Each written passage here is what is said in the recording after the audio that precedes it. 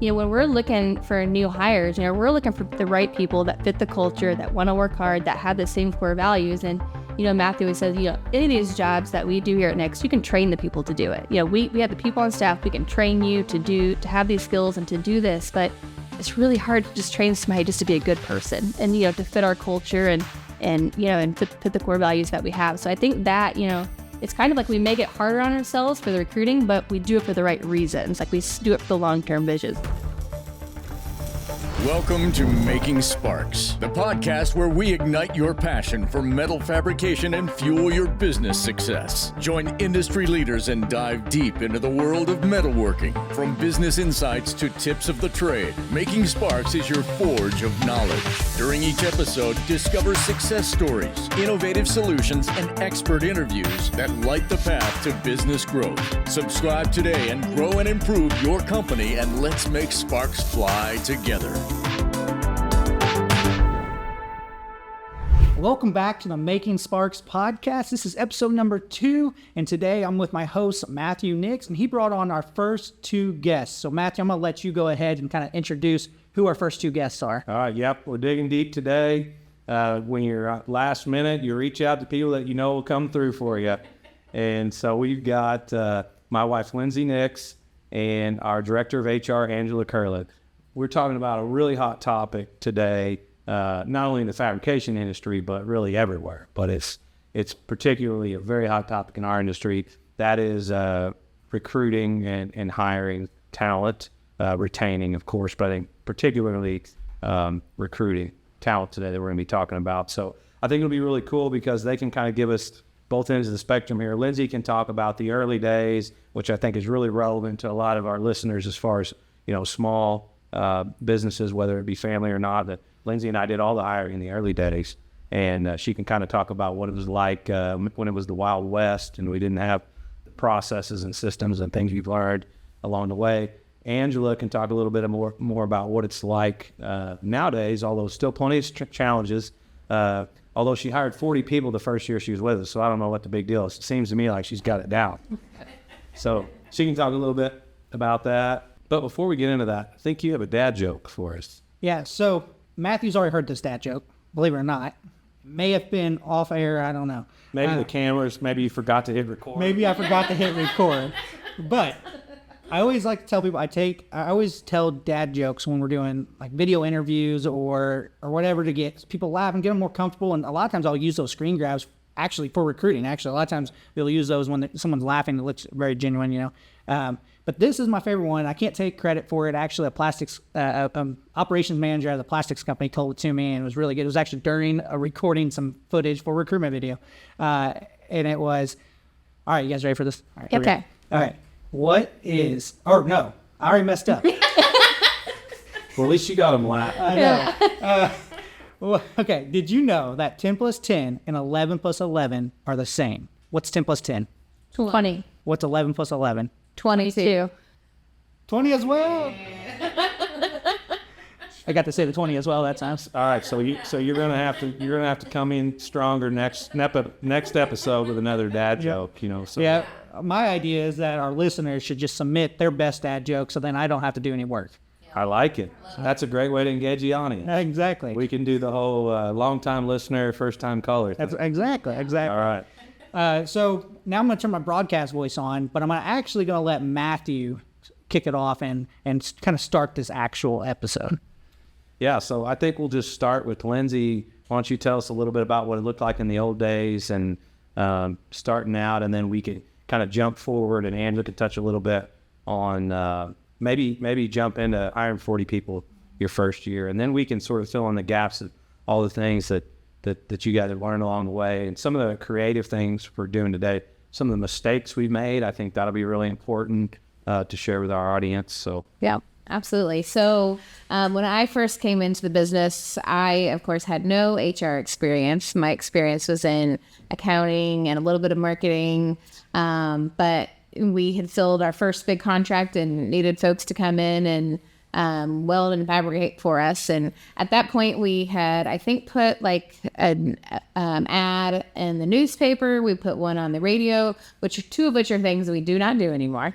And we would basically hire anyone with a pulse. If they could get to work, and I say show up on time, but I don't even think they showed up on time or stayed till the end of their shift or anything like that. We were hiring anything with a pulse. And thankfully, there came a time where we decided that wasn't going to work for us long term, and made lots of changes in our HR process. But at the time, we were doing whatever it took to survive and get the contract done and get it into our customers' hands, and had lots of funny stories about those folks that we can laugh about now. They didn't seem so funny at the time, but I think we learned a lot through that process, that your business is only as good as the people that are in it. And that taught us some really valuable lessons that we have taken with us as we brought on real HR professionals. I say real as in I wasn't a real CFO. I wasn't a real HR professional, but we faked it until we could convince wonderful people like Angela to join our team. And we really started making it more people focused, more marketing efforts. Everything's focused on the work environment, how this is a great place to work. We really leveraged being a family business and it being a family atmosphere. We leveraged our mission, our vision, our core values. And, I think we can talk more about, how we do those things through recruitment, but I'll let Angela add her tidbits about how she helped us come into the new age. Before we get to Angela, I want to point out something that Lindsey said there. I think it's a great segue to Angela, but she talked about bringing on talented professionals like Angela. And I think that there's a pivotal moment that happened there. It's important to point out that if we hadn't done that, folks like Angela would have never joined the team. Yeah. And that we had to really draw a line in the sand one day and say, we are going to have standards about bringing on quality people, and we're going to really focus on that. And we're going to be willing to take one step back to hopefully take two steps forward. And I say that because I see so many folks in our industry and otherwise that just don't have the courage or maybe haven't been encouraged enough. So hopefully if you're listening, to take that step, because, we talk about this all the time. The turnover always happens at the most inopportune time. And the hard decision you have to make is at the most inopportune time. And you're focused on getting the work out the door, and you're focused on, hitting the deadline or whatever it is. And you become a slave to that vicious cycle. And if you don't break that cycle, and we have to think long term and get out of that. And so if you're wanting to reinvent your culture and the quality of your staff, I would say you got to start with breaking that cycle of being a slave to the next job and the next deadline, and saying we're going to have to think long term. And we were intentional about that. Because we did that, now we're able to attract talent like Angela that can help us. And it's a positive flywheel instead of a negative flywheel. And I always say great people attract great people, and, bad eggs attract more bad eggs. Or can we say this on here? Shitheads attract more shitheads. That's what I say. Yeah. I don't know what to say. Yeah. We'll decide, we can decide that. The editors can decide that. That's the truth. So Angela, you can take it from there. Yeah, so kind of just real quick to spin off of what you said, I feel like a lot of times, when you look at our hiring process and what we do, it's like people can look at us and say, man, you kind of almost make it hard on yourselves, because we don't just take, anybody, with a pulse or anybody off the street, because, prior to me, they worked so hard to build this culture. And that's the one thing we're so focused on, is keeping that culture. So, I honestly always tell, some of our new hires and even people during the hiring process, I say, Matthew will say it all the time, and I say it too. It's like, when we're looking for new hires, we're looking for the right people that fit the culture, that want to work hard, that have the same core values. And, Matthew always says, any of these jobs that we do here at Next, you can train the people to do it. We have the people on staff, we can train you to have these skills and to do this, but it's really hard to just train somebody just to be a good person and, to fit our culture and fit the core values that we have. So I think that, it's kind of like we make it harder on ourselves for the recruiting, but we do it for the right reasons. Like we do it for the long-term vision. So I just kind of wanted to spin off that. As far as when I came in, had to hire the first, 40 in the first year, it was tough. I mean, I have never come from this industry. Sure, I knew what welding was. I knew obviously what painting was, but other than that, I didn't know the terms. So I could tell you lots of funny stories, especially during phone screens when I would get asked some questions and just kind of had to make it up a little bit along as I go. But I think what was so valuable, and I learned this in my previous role, is one of the first things I wanted to do when I started is I wanted to get on the shop floor. I wanted to get right next to our team members, and because that's the quickest way I'm going to learn. If I can stand right next to them, nobody let me weld though. I don't know why that happened, but to this day, They still won't let me they still either. haven't let me weld. I think just they might catch our hair on fire. Something, I know. But that was the only way I was going to learn. I needed to learn what our team members were about, needed to learn the culture, but, more importantly for me, I needed to learn what they do, and learn that terminology. So that was, I think, what was so great is they were so welcoming to that. Like they thought that was pretty cool too, to have, this new hire, especially, even being a female in a predominantly male industry. It's like just having somebody come out there wanting to put on their steel toes and go to work right next to them. That did everything. That really launched it to really help me get a better understanding of what I was looking for, especially on the skills side of things, but also just learn more about our culture. So I think that is what really helped that first year. Hey everyone, my name is Adam Schmidt with the ProFab Alliance, and this is another Spark of Knowledge. If your goals for an interview are to find out if somebody is a good welder, you can't do that from a conference room or an office. They need to get out in the shop. But if your goal for an in-person interview is to find out, are they going to be a cultural fit for our organization? Do they share the same values and beliefs? I highly suggest that you really sit down and come up with questions that really will drive answers back that you can judge upon whether they're going to be a good fit for your organization. Honestly, one of my favorite authors, his name's Patrick Lencioni, has just an expanded selection of great books. And the book that I want to talk about today is called The Ideal Team Player. And it really changed the way that we think about our team members and how we interview. So the Ideal Team Player breaks it down into 3 sections: humble, hungry, and smart, and in kind of a Venn diagram type. And if a person is the ideal team player, they fall right into the center of that. I guarantee it'll change the way you think about interviewing and bring value back to the hires and your organization as a whole. Well, this isn't a recruiting thing so much as of retention, and it's just so important. I want to hit on it. You just sparked a thought here, but you talked about being a female in a predominantly male industry. 2 things. One, we've had a lot of success lately with hiring ladies on the shop floor, and I want you to talk about that a little bit when we bounce back off of this other aspect, because I think that's something for others to think more about and for our industry to really embrace.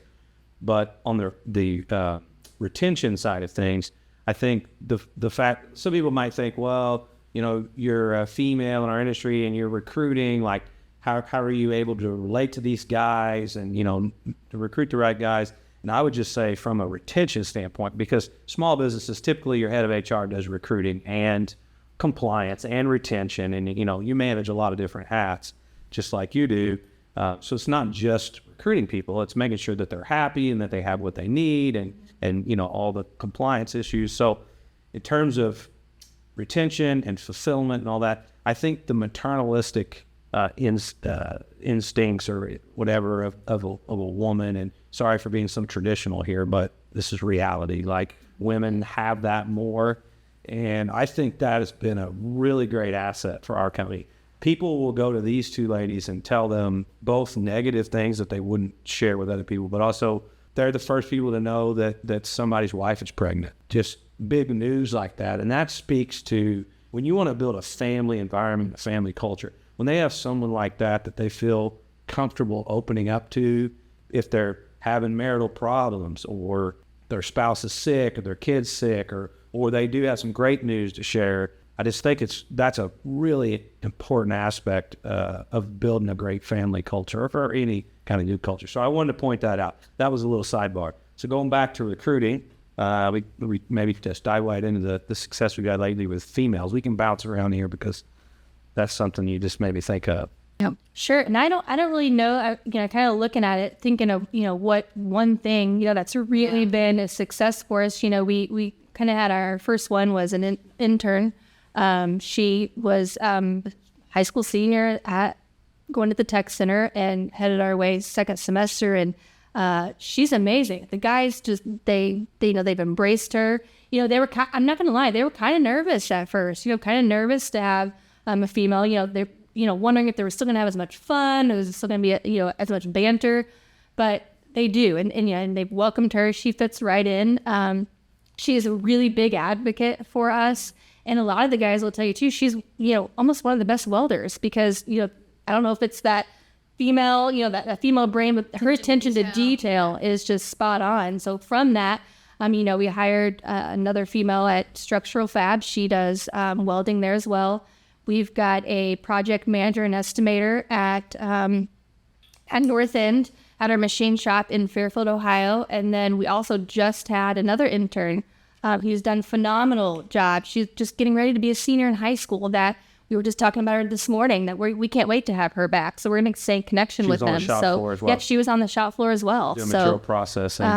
It's just, we've had great luck. It's been a happy accident. But I think the reason why they've been open to joining our organization, if they're thinking about entering the trades, we've built this culture and this environment that's more inviting to women. And one of the things I said is, men are going to look at that as, they're going to look at the whole equation, and compensation's one of them, and how far is the drive, and what's the work environment like. The culture is a piece of it, Sure. But I think it's lower on the list. We're trying to find people that value that higher on the list.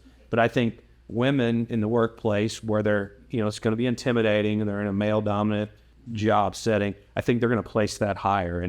And we're big on professionalism and those aspects. And so I think that makes that moves the needle from us to our competitors substantially more with inviting women in. So I just think that's an opportunity for us and maybe some of our listeners that we're all trying to think outside the box on how to grow our skilled workforce. And what are some other things we're doing, thinking outside the box? What I was going to say, something she mentioned, or Angela mentioned, and I think it may have started with you, Lindsey, before Angela came on, may not.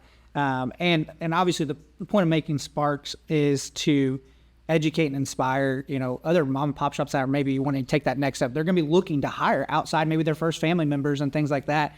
I actually have two parts to this question. The first one is, what was it like when you guys first started, and maybe Matthew has to answer this a little bit, outside the family, what can a company expect when they're like, okay, it's time to hire someone that's not a brother, a sister, an aunt, an uncle, a father? What's that like? Yeah, I think we all maybe took a little bit for granted, like what a workday looked like or what was expected, because we've all been in the business and been working in the business, and you just show up and you do your job and then you go home. There wasn't, any expectations about, what it was like to work here.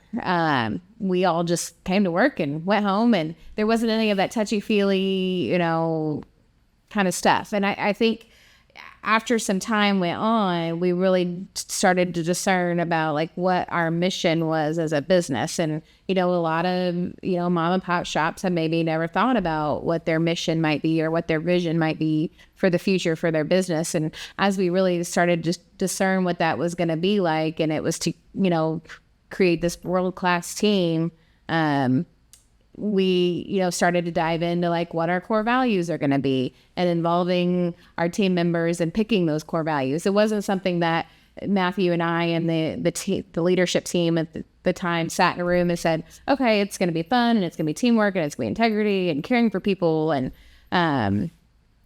growth and improvement. It wasn't us. We had this survey and we spent money on these things that I think at the time maybe some more traditional fab shops that have been like, I can't believe you're wasting money on this kind of stuff, on this touchy-feely stuff that in this not touchy-feely manufacturing environment doesn't matter. But we planted all of those seeds for all of those years. Everyone looks at us now and says, oh my gosh, you do such a great job with hiring people and bringing people in and bringing them into the fold. But what they don't see was the 10 years of grinding and intentionality of doing those things. And, Matthew talks about it at the beginning of every meeting. We talk about it every Tuesday at our all hands meeting. We talk about core values. We talk about our mission. We talk about our vision, to the point where some people probably think we maybe talk about it too much. We of course don't. But it was laying that groundwork so that now we have people coming to us and saying, I want to work for you. Like, I want to work at Nix. Where can I fit into the equation? So it might seem like this huge undertaking to start doing those things, but it's really important to put in the legwork to do those things and really find out like what's important to you and your family and your shop so that you can portray that vision to your employees so they can see the vision and they're going to get on the bus and they're going to, ride off into the sunset with you. So, I think that has been what has made all of this successful. Yeah, that was a key equation before we hired Angela and folks like her. Yeah. Quick shameless plug here. I mean, that's precisely what ProFab Alliance helps. It's one of the things ProFab Alliance helps do. It was one of the inspirations behind starting ProFab Alliance was to help other fabricators and machine shop owners to do the things that Lindsey just mentioned, because I'm so inspired to do that because along that journey, there were so many times I doubted myself. And I know people were looking at us and kind of rolling their eyes at us and the touchy-feely stuff and all of that. And there were moments where I felt guilty, like I was investing too much time and energy into that aspect of our business. But every time something would come along and I would be so thankful that I did. And then the next thing would come along and I was so thankful that I did. And along that journey of investing in vision, mission, core values, strategic planning, and all those things that have allowed us to recruit and retain today, those things validated that. And so we want to do that for other people, and hopefully through this podcast and the services that ProFab Alliance offers along the way. And I think, you always heard in high school and maybe in college, like, don't dress for the job you have, dress for the job you want. Like, that's what we were doing. We weren't dressing for the company we had. We were dressing for the company we want to have in the future. And, I just think I cannot stress how important that groundwork is to get where you want to be. Yeah. So you're saying, like, just make sure that maybe even if you've already hired your first few people. It's never too late. Yeah, start thinking about the core values, start thinking about the culture. It doesn't have to be all cute. Everybody thinks, like just get a dang piece of paper out and start writing down where you want to go, what matters to you. Just, you don't overcomplicate it. I mean, our first one was on one piece of laptop. You can use a laptop if you want. I'll use a yellow legal pad. You can use a laptop, whatever. For your phone? Just do something. And it has to be authentic and be real. And be able to sit across the table from somebody and look them in the eye and say, this is where we're going. This is what we're about. This is what matters to us. Do you want to be a part of that or don't you?